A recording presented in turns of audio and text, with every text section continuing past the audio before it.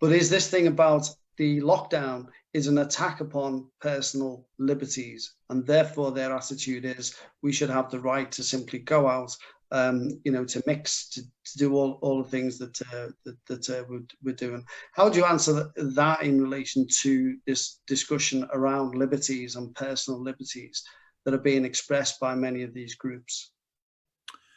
Well, there are a lot of controls on liberties. You're supposed to stop at a red light when you're driving. That's an infringement on liberty. Okay, we could say, okay, let's get rid of it. Let's everybody kill each other. Okay, be much more free.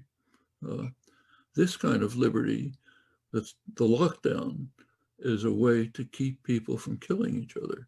Okay, is it worth it? You can debate. You can have a debate about whether that's the best tactic. So, for example, in a civilized country like South Korea, they didn't have lockdowns because they moved in time so that to prevent the need for lockdowns in the manner that I described. They didn't have to have a lockdown. New Zealand, they did have a lockdown. It worked. This disease is almost gone. You have to ask, when does the society begin? How does it react to the epidemic, and when? Countries like Britain and the United States just wasted months, got way past the point where you could carry out civilized measures like South Korea, Taiwan, New Zealand, others.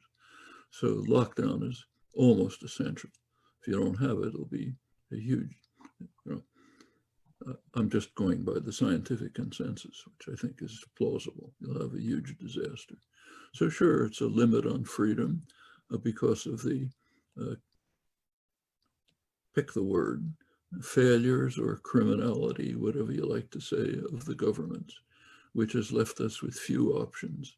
If we want to save people, we're going to have to face the fact that freedom has to be cut back, just like it's cut back in traffic laws to try to save people.